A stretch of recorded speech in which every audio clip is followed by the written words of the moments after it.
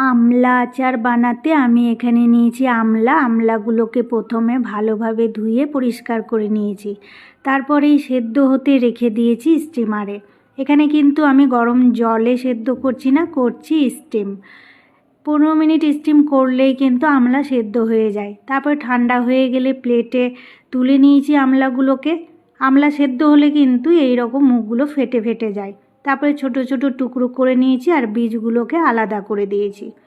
কড়াই বসিয়ে দিয়েছি, কড়াইয়ে দিয়ে দিয়েছি 1 টিস্পুন মাস্টার্ড অয়েল। এখানে আমি cold pressed organic mustard oil use করেছি।